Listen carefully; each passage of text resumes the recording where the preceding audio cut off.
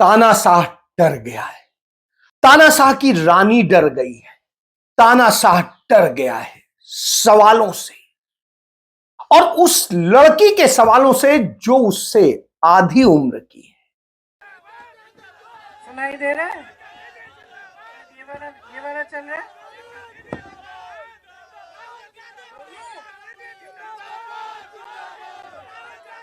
पहले बताओ सुनाई दे रहा है? एक ही रखूं? यही रख लेते हैं, ठीक है। इसको नीचे कर, वो चल नहीं रहा।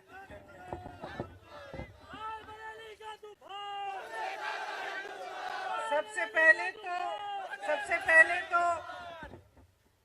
मंच पर बैठे सभी हमारे जो साथी हैं उनका मैं इधर इस कार्यकर्ताओं की सभा में स्वागत करती हूं। खासतौर से किशोरी लाल शर्मा जी जो आज अमेठी के उम्मीदवार के रूप में मंच पर आसीन है। मुझे खास खुशी है इस बात की, और जैसे उन्होंने कहा, मैंने उनसे यही बात की, सच बोला इन्होंने, मैंने यही बात की कि आपने इनसे चुनाव का संचालन मैंने सीखा। जब मैं पहली बार यहाँ 99 में आई थी अमेठी में माताजी का चुनाव लड़ने, उस समय मेरी माताजी शायद एक दिन के लिए अमेठी आई, 5 मीटिंग की, हर विधानसभा में 1 मीटिंग, और बाकी समय किशोरी जी और मैंने उनके चुनाव का संचालन किया और पूरा प्रचार किया। उस समय मैंने किशोरी जी से सब कुछ सीखा, कार्यकर्ताओं के बारे में, किस तरह से चुनाव को संचालित करते हैं, कैसे चुनाव लड़ा जाता है, सारा उस समय सीखा। तो अब जब हमारी बात हो रही थी तो सही है, कह रहे थे कि आप ही लड़ लीजिए ना, तो मैंने कहा देखिए आपने बहुत चुनाव लड़ाए हैं, इस बार मैं आपको चुनाव लड़ाऊंगी और आप चुनाव जीतेंगे। तो मैं यहाँ आई हूँ अपने बड़े भाई का चुनाव लड़वाने के लिए और अपने साथी किशोरी जी का चुनाव भी लड़वाने के लिए। अब आप हमारे प्यारे कार्यकर्ता हैं, मेरी बहनें बैठी हैं, आपकी तो उम्र वही लग रही है जो 20 साल पहले लगती थी लक्ष्मी जी। सब पहचाने हुए चेहरे हैं, आप परिवार के सदस्य हैं। हम सब साथ अलग अलग परिस्थितियों में लड़े हैं, और अगर हम में एक खासियत है हम सब में, तो वो ये है कि हिम्मत है हम में लड़ने की। मैं आपके बारे में ये जानती हूँ क्योंकि हमने चुनाव के समय क्या क्या देखा, किस तरह की लड़ाइयाँ। मुझे याद है एक समय एक बूथ था जहाँ कोई खड़ा भी नहीं होना चाह रहा था पोलिंग बूथ में। उस समय किशोरी जी अपने कुछ साथी लाए थे कि आप खड़े हो जाओ यहाँ पे, बहुत खतरनाक सी ऐसी परिस्थितियाँ बनी हुई थी वहाँ। और मुझे याद है कि मुझे फोन आया 4:30 बजे कि दीदी आप आ जाओ लेने के लिए, नहीं तो यहाँ पे तो बुरा होने वाला है। तो उस जमाने से लेकर जब बिल्कुल मुश्किल परिस्थितियों में हम एक साथ इकट्ठे होकर दिन रात हमने काम किया और हम लड़े, ये बात हमने साबित की कि यहाँ का जो कार्यकर्ता है, अमेठी का जो कार्यकर्ता है, मुश्किल से मुश्किल परिस्थितियों में खड़ा रहता है, दृढ़ रहता है, मजबूत रहता है और कभी हिम्मत नहीं हारता। क्यों? ये गहरी बात है, आपको गहराई से समझना पड़ेगा कि ये क्षेत्र क्या है और इसका इस देश में महत्व क्या है, इस देश के इतिहास में महत्व क्या है। किशोरी जी ने जिक्र किया किसान आंदोलन का। कौन सा किसान आंदोलन? जो मोतीलाल नेहरू जी और जवाहरलाल नेहरू जी के समय था, ब्रिटिश साम्राज्य के समय। पहली बार जब मोतीलाल नेहरू जी और जवाहरलाल नेहरू जी गिरफ्तार हुए तो यहीं रायबरेली में हुए। जब वो किसानों के आंदोलन में शामिल हुए तो ब्रिटिश साम्राज्य ने उनको गिरफ्तार किया। तब से लेकर आज तक जितनी भी लड़ाई हुई है चुनाव के समय रायबरेली में, वो हमेशा एक तरफ लोकतंत्र, एक तरफ सत्य एक तरफ सच्चाई और दूसरी तरफ हमेशा किसी न किसी तरह का आतंक और एक ऐसी राजनीति जो जनता को सर्वोपरि नहीं रखती थी। और हमेशा इस लड़ाई में आप खड़े हुए हैं लोकतंत्र के लिए। आपने जिताया है सच्चाई को, सत्य को, और लोकतंत्र के जो मूल हैं, जो असूल हैं, उन्हीं को आपने जिताया है। कभी कभी आपको लगा कि आप नाराज हुए शायद, तब भी आपने सही रास्ता दिखाया। इंदिरा जी जब हारी रायबरेली से तो नाराज नहीं हुई आपसे, उस हार से वो सीखी। उस हार से उनके मन में ये भावना आई कि हाँ, जनता मुझसे नाराज है, मैंने कुछ गलत हो सकता है किया है। और फिर उस पर मंथन करके उन्होंने एक दूसरा रास्ता, अलग रास्ता पकड़ा और अगली बार चुनाव जीती। तो ये आपकी जो भूमिका रही है, रायबरेली की जनता की भूमिका, वो यही भूमिका रही है कि आपने इस देश के लोकतंत्र का प्रतीक यहाँ पे रायबरेली में पूरे देश को दिखाया है। तो आज हम कहाँ खड़े हैं? आज देश की परिस्थितियां जो हैं कई स्तरों पे उनसे अलग नहीं है जो उस समय ब्रिटिश साम्राज्य की ने परिस्थितियां बनाई थी। क्यों? क्योंकि आज देश का जो गरीब है, देश का जो किसान है, उसको एकदम नकारा जा रहा है। जितनी भी नीतियां 10 सालों में नरेंद्र मोदी जी की सरकार में बन रही हैं, वो किसी गरीब के बारे में सोचते हुए या उसकी समस्याओं को सुलझाने के लिए नहीं बन रही हैं। वो बड़े बड़े खरबपतियों के लिए बन रही हैं। और आज ये सच्चाई है कि देश का किसान पिस रहा है, मेहनत करता है, पसीना बहाता है, धरती को सींचता है अपने पसीने से, लेकिन उसकी मेहनत की कमाई उसके लिए पूरी नहीं हो रही है। आज आप जॉब करते हैं या कहीं पे आपकी नौकरी मजदूरी लग जाती है किसी गरीब की, तो जितना भी कोशिश करे, जितनी भी मेहनत करे, काफी कमा नहीं पा रहा है कि उसका जीवन सुविधापूर्ण और अच्छी तरह से बीते। चाहे बच्चों की शिक्षा हो, चाहे आगे जाके रोजगार ढूंढना हो, कुछ भी हो, आगे बड़ी बड़ी समस्याएं हैं और सब इन समस्याओं का सामना कर रहे हैं। लेकिन सरकार का कोई समर्थन नहीं आ रहा है। सरकार की नीति यह है कि लो 5 किलो का राशन ले लो और हम आपको बड़े बड़े इवेंट दिखाएंगे, हम आपको बताएंगे कि सब अर्थव्यवस्था कितनी मजबूत हो रही है। ये आपको बताएंगे, आपके जीवन में ये सच्चाई नहीं दिख रही है। जितने भी ऐसे संस्थान थे जो लोकतंत्र को मजबूत बनाते थे, उन सब को कमजोर किया हुआ है नरेंद्र मोदी जी की सरकार ने। चाहे आप मीडिया को लें, चाहे आप कोर्ट्स को लें, न्यायपालिकाओं को लें, सबको पूरी कोशिश रही है कि इनको कमजोर किया जाए। चाहे आप संसद को लें, ये पूरी कोशिश रही है कि संसद की मजबूती भी कम की जाए, क्योंकि इनकी ये नीति है और इनकी ये इच्छा है कि जनता के जो अधिकार हैं वो कमजोर रहे और इनकी जो सत्ता है वो बढ़ते जाए। ये एकदम हमारे लोकतंत्र के जो असूल हैं उसके विपरीत है। आज देश में जो हो रहा है उसको समझना बहुत जरूरी है। मैं जानती हूँ आप बहुत सक्षम कार्यकर्ता हैं कांग्रेस के, पूरी तरह से आप जानकार हैं, आप समझते हैं कि देश में क्या क्या हो रहा है, राजनीतिक तौर पे भी, सामाजिक तौर पे भी। आप देख रहे हैं कि नफरत फैलाई जा रही है, आतंक भी फैलाया जाता है इनके उम्मीदवारों से। आप यहाँ रायबरेली में आपने खुद देखा है कि चुनाव आता है तो डर भय फैलाया जाता है, और चुनाव के समय भी, अगर चुनाव के समय नहीं तो बाकी समय के लिए भी ये परिस्थितियां रहती हैं आपकी कि आपको दबाने की कोशिश होती है, आपका शोषण किया जाता है। तो ये वो राजनीति नहीं थी जिसकी नींव महात्मा गांधी जी ने डाली।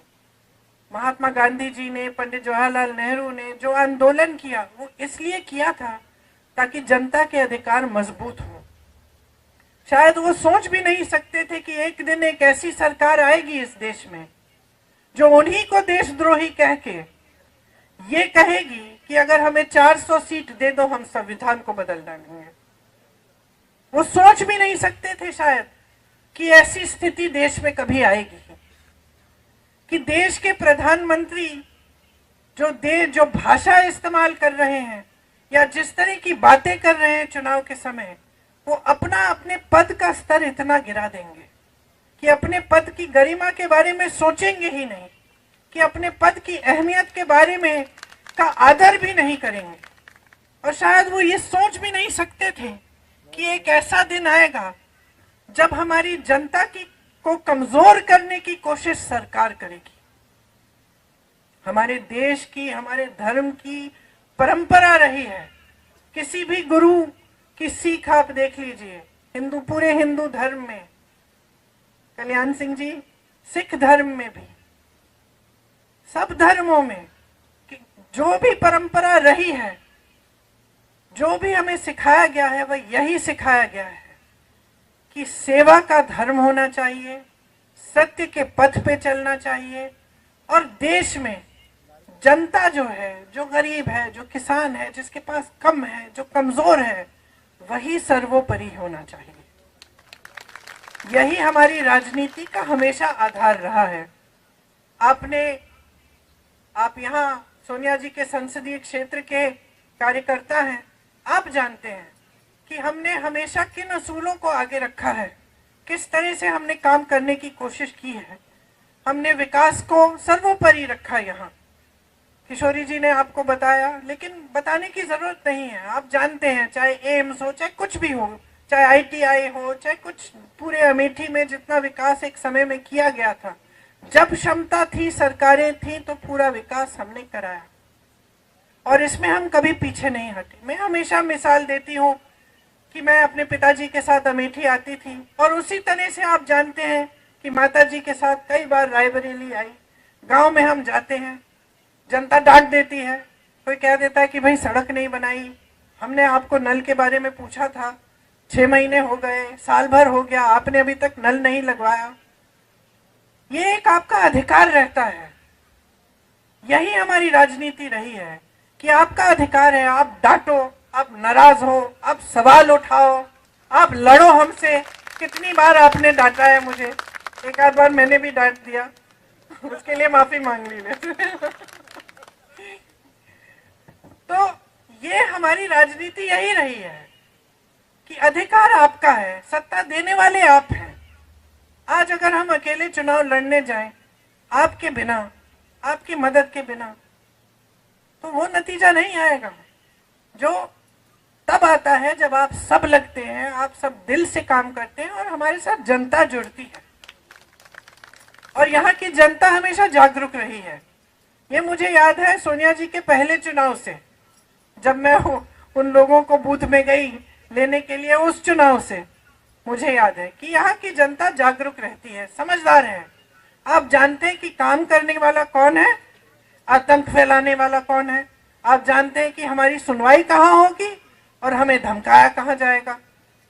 ये आपको अच्छी तरह से ये सारी चीजें अपने क्षेत्र के बारे में मालूम है। और यहाँ की खूबी ये है कि सिर्फ अपने क्षेत्र तक सीमित नहीं, आप पूरे देश की राजनीति को अच्छी तरह समझते हैं। तो ज्यादा समझाना नहीं चाहती मैं जानती हूँ आपको ये सब जानकारी है, लेकिन देखिए आज देश में परिस्थितियां ठीक नहीं है। आज जनता की मांग है, महंगाई कम करो, रोजगार दिलवाओ, हमारा भविष्य मजबूत करो। और सरकार की बातें हैं कि हिंदुस्तान में चुनाव हो रहा है, पाकिस्तान की बात कर रहे हैं। लोगों को ये कहने की कोशिश करेंगे कि कर रहे हैं कि कांग्रेस पार्टी आपके भैंस चुराएगी, आपके गहने चुराएंगे।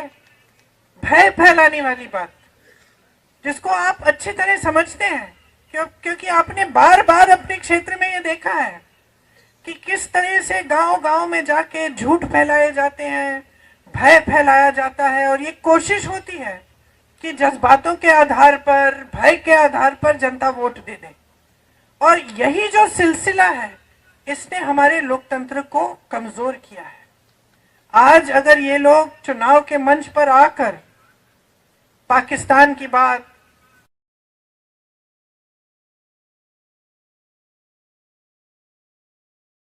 पर आंच आने वाली है या आपको घबराने की जरूरत है, तो आप समझते हैं कि ये इसलिए कर रहे हैं क्योंकि इससे आपके जज्बात उभरेंगे और इनको वोट मिलेंगे। और एक बार इनको वोट मिल जाता है, इनको सत्ता मिल जाती है, तो आपने खुद अनुभव किया है कि 10 सालों में आपके लिए क्या नहीं किया है, क्या किया है इन्होंने। जो जो प्रोजेक्ट ये दिखा रहे हैं अपने इश्तिहारों में, ज्यादातर वो प्रोजेक्ट कांग्रेस के जमाने में पास हुए, तब शुरू हुए, अब जाके बन रहे हैं।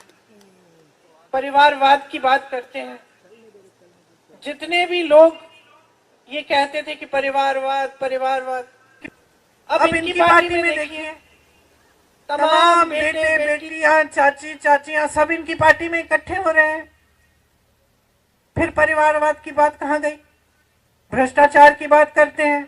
सबसे बड़ा भ्रष्टाचार का तो स्कीम इन्होंने निकाला है, इलेक्टोरल बॉन्ड का स्कीम। इन्होंने तो इसको एक स्कीम बना दी, स्कीम बना दी कि जो भी चंदा देगा भाजपा को उसका नाम गुप्त रहेगा। जब नाम बाहर आए तो इनकी बदौलत बाहर नहीं आए। बाहर आए इसलिए क्योंकि सुप्रीम कोर्ट में केस लगा और न्यायाधीशों ने बोला कि बाहर निकालो लिस्ट, अब सूची देखिए। और ये सब बातें आपको समझानी चाहिए लोगों को, किस किस से चंदा लिया है। जिसने गुजरात में वो पुल बनाया, जो पुल गिर गया, जिसमें सैकड़ों लोगों की जिंदगी गई, उस पुल बनाने वाली कंपनी से चंदा लिया। वैक्सीन बनाने वाली कंपनी से 52 करोड़ रुपए चंदा लिया। जिसको धमकाया था, जिसपे छापे लगाए थे, उनसे चंदा लिया, छापे बंद। जिसपे केस लगाए थे, चंदा लिया, केस बंद या ठंडे बस्ते में। और इसका नतीजा क्या हुआ कि भाजपा दुनिया की सबसे अमीर पार्टी बन गई, दुनिया की सबसे अमीर पार्टी। वो आपकी भावनाएं कैसे समझ पाएंगे? आपने हमेशा जो काम किया है एक भी पैसा लेने के बिना किया है। आपको वेतन नहीं मिलता, आप कांग्रेस के कार्यकर्ता हो, आप जन सेवा करते हो, सेवा की भावना से करते हो। उन्होंने दुनिया भर का चंदा इकट्ठा करके अपनी पार्टी को दुनिया की सबसे अमीर पार्टी बना दी। और वो कहते हैं कि कांग्रेस पार्टी भ्रष्ट है, कांग्रेस के खाते बंद कर देते हैं चुनाव के समय, दो सीएम को जेल में डाल देते हैं चुनाव के समय। ये सब क्यों कर रहे हैं? सिर्फ सत्ता में रहने के लिए। इनकी बड़े बड़े खरबपतियों के साथ सांठगांठ है। 16 लाख करोड़ रुपए उनको माफ किए हैं। जो हमारा किसान 10,000 रुपए के लिए, 50,000 रुपए के लिए आत्महत्या कर रहा है क्योंकि वो कर्ज चुका नहीं पा रहा है, अपनी बेटी की शादी करा नहीं पा रहा है, उसके लिए एक पैसा माफ नहीं। आज ये है परिस्थिति और सच्चाई इस सरकार की। आप टीवी चलाएंगे तो आपको ये सच्चाई नहीं दिखेगी। आप टीवी चलाएंगे तो आपको सब सुनहरा दिखेगा। आपको दिखेगा कि देश आगे बढ़ रहा है, G20 हो रहा है, राष्ट्रपति और प्रधानमंत्री अलग अलग दुनिया के अलग अलग देशों की प्रशंसा कर रहे हैं। आपको बताया जाता है कि मोदी जी इतने बड़े नेता बन गए हैं कि वो चुटकी भर में युद्ध रोक सकते हैं पूरी दुनिया में। बहुत बढ़िया, रोकिए, फिर युद्ध रोकिए, लेकिन उसके साथ साथ एक आध रोजगार भी तो दिलवा दीजिए देश में। इतनी सत्ता है, इतने बड़े नेता हो, 10 साल से तुम्हारी सरकार है, जो किया है उसके बारे में तो बताइए जनता को। लेकिन जनता का इस कदर निरादर हो रहा है आज हमारे देश में कि नेता समझ गए हैं कि उनको जनता को कोई के प्रति कोई जवाबदेही नहीं है, उनकी जवाब देने की जरूरत ही नहीं है। एक बात मेरे मन में बैठ गई, जब मैं यहाँ 22 में चुनाव के लिए काम कर रही थी, बघेल जी आए थे और मैंने कहा था उनके लिए हमने आयोजित किया था एक प्रोग्राम जिसमें वो बिजनेस के लोगों से वो उनकी बातचीत हो रही थी। तो उसके बाद जब बघेल जी आए और मैंने पूछा कि भाई कि कैसा रहा प्रोग्राम, तो बताने लग गए कि दीदी यहाँ एक बड़ी अजीब परिस्थिति है। मैंने कहा क्या? कहते सवाल नहीं पूछते, ज्यादा थोड़े डरे हुए हैं लोग। तो मैंने कहा आपको क्या लगता है क्यों? कहते हैं दबाव रहता होगा, सरकार का दबाव रहता होगा। फिर उन्होंने एक बात कही, कहा है कि दीदी हमारे छत्तीसगढ़ में तो एकदम अलग है। मैंने कहा क्यों? कहते देखिए, हमारा जब ध्यान काम पे रहता है ना, तो जनता हमको कुछ भी पूछ सकती है। हमें मालूम है कि हमें काम के आधार पर वोट लेना है, तो हमारी जवाबदेही जनता के प्रति रहती है। यहाँ पे क्या परिस्थिति है, उत्तर प्रदेश की बात कर रहे थे कि वोट लेने के समय नेता जानता है कि धर्म की बात करेगा उसको वोट मिल जाएगा, तो एक तरह से उसने अपनी जवाबदेही खत्म कर दी है। क्योंकि अब वो जान गया है कि चुनाव के समय मैं जज्बातों की बात कर दूंगा, मैं धर्म की बात उठा दूंगा, वोट तो मुझे मिलने ही मिलने हैं, तो फिर मैं काम क्यों करूं? तो ये भावना जब किसी ऐसे व्यक्ति के दिल में आ जाती है जिसके पास इतनी सारी सत्ता है कि भाई मुझे काम करने की जरूरत ही नहीं है, बगैर काम किए धर्म की बात करके या बड़े बड़े सपने दिखा के या बड़े बड़े झूठे वादे करके ही मुझे वोट मिल जाएंगे, तो वो काम करना बंद कर देता है जो सही काम है। और उसका ध्यान कहाँ जाता है? अपनी सत्ता के प्रति, किस तरह से अपनी पार्टी के लिए धन इकट्ठा किया जाए, किस तरह अपने खरबपति मित्रों को मजबूत बनाया जाए। और 60 गांठ की बारे में मैंने क्यों बात की? क्योंकि आज देश की पूरी मीडिया बड़े बड़े खरबपतियों की है। जो पैसे, जो धन भाजपा ने इकट्ठे किए हैं, किसके पैसे हैं? कहां से आया है वो धन? जो 16 लाख करोड़ रुपए माफ किए गए हैं इन खरबपतियों को, वो किसका धन है? देश का धन है। मोदी जी का धन नहीं है, वो देश का धन है, वो आपकी संपत्ति है। तो ये सारी बातें आज हमें समझनी पड़ेंगी, क्योंकि अगर हम इन बातों को ठीक से नहीं समझेंगे तो हम बाकी लोगों को कैसे समझाएंगे कि कितनी भीषण परिस्थितियां हैं आज देश में, और हमारा पूरा जो लोकतंत्र है वो खतरे में है।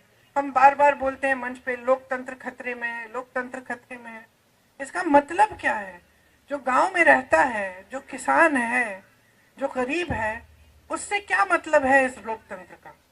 ये समझाना जरूरी है कि इस लोकतंत्र ने अधिकार दिया है आपको, वोट का अधिकार, जो सबसे बड़ा औजार है जिससे आप अपने जीवन में बदलाव ला सकते हैं या फिर आप अपने भविष्य को अंधकार में भी ढकेल सकते हैं। ये समझाना जरूरी है। ये समझाना जरूरी है कि अगर संविधान बदलेगा, इसका मतलब क्या है? क्या आपका वोट कल को आपको नहीं मिलेगा? क्या आरक्षण कम हो जाएंगे? क्या जो आपके अधिकार हैं, जैसे कांग्रेस ने आपको भोजन का अधिकार दिया, जनता को शिक्षा का अधिकार दिया, इनका क्या होगा अगर संविधान बदलेगा? ये सब बातें समझानी बहुत जरूरी है। बाकी शायद 329 घंटे हैं अभी से लेकर चुनाव तक। 2-4 घंटे हर रोज सोने के लिए रख लीजिए, बाकी सब मेरे हैं। दौड़ाऊंगी, काम कराऊंगी, डांटूंगी, कंधे से कंधा लगाकर आपके साथ लड़ूंगी। और अगर एक सेना है इस पूरे देश में जो लड़ना जानती है, तो ये सेना है।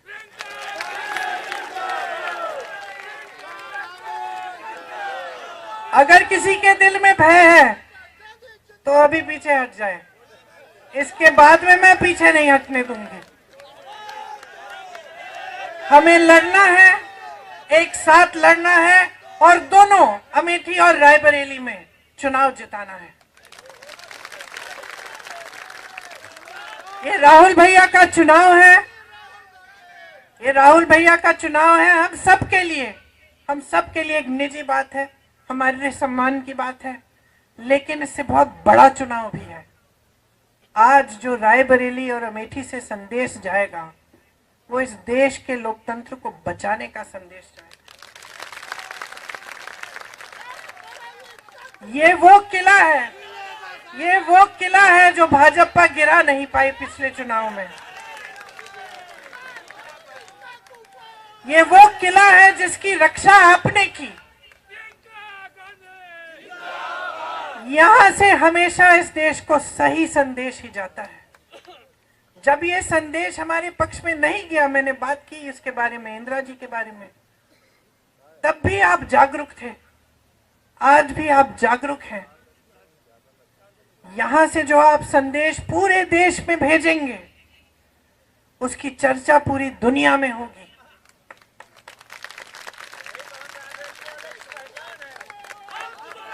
तो आपकी लड़ाई आज सिर्फ राहुल गांधी जी के लिए नहीं है। आपकी लड़ाई सिर्फ हमारे लिए, अपने लिए नहीं है। आपकी लड़ाई अपने गांव के हर एक व्यक्ति के लिए है, अपने शहरों के लिए है, अपने प्रदेश के लिए है और अपने देश के लिए है। इस मिट्टी के लिए है जिसके लिए बड़े बड़े नेता शहीद हुए। आज परिस्थितियां ये है कि इंदिरा गांधी जैसी शहीद महान महिला को ये लोग देशद्रोही कह रहे हैं। यहां आपके साथ कंधे से कंधा लड़ा के लड़ी, हमेशा सही पथ पर, सत्य के पथ पर चली। महान संघर्ष हुए उनके जीवन में, आपने साथ दिया।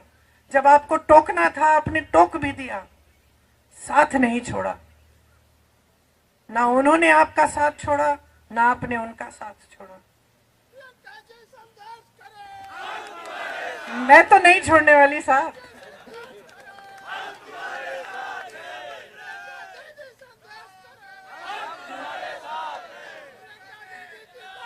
मुझे तो आप बहुत दिनों से जानते हो। अब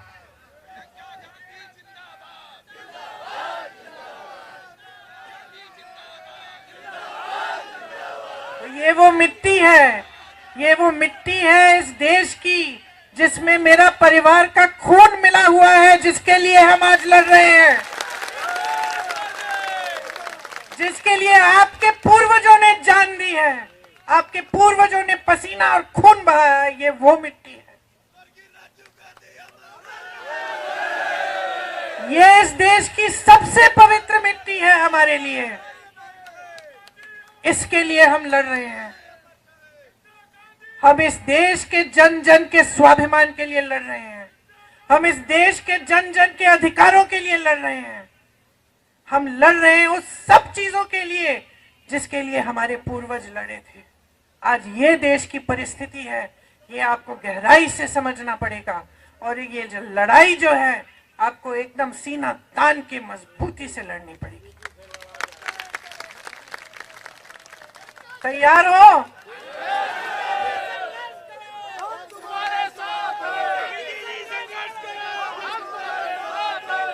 तो अब मैं यहां से हिलने नहीं वाली हूं जब तक 18 तारीख को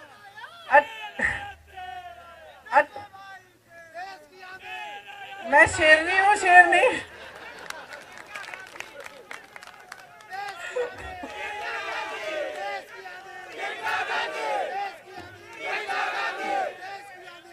देखिए 18 तारीख को 5 बजे चुनाव आयोग मुझे कहेंगे कि आप चली जाओ। तब तक मैं यहाँ से हिलने नहीं वाली हूँ। हम दिन रात काम करेंगे। हम पूरे दिन भ्रमण करेंगे पूरे संसदीय क्षेत्र के और अमेठी के। रात को हम पूरी आपके कार्यकर्ताओं की मीटिंग रखेंगे। जो भी समस्याएं हैं, जो भी आपकी ज़रूरतें हैं, किस तरह से क्या करना है, आप आके मुझे बताइए। दरवाजे खुले हैं पूरी दिन, पूरी रात। मैं आपके लिए समर्पित हूं और मैं जानती हूं कि आप सब इस देश के लिए समर्पित हैं। धन्यवाद, धन्यवाद। एक बार जोर से राहुल गांधी, राहुल गांधी, राहुल गांधी, जय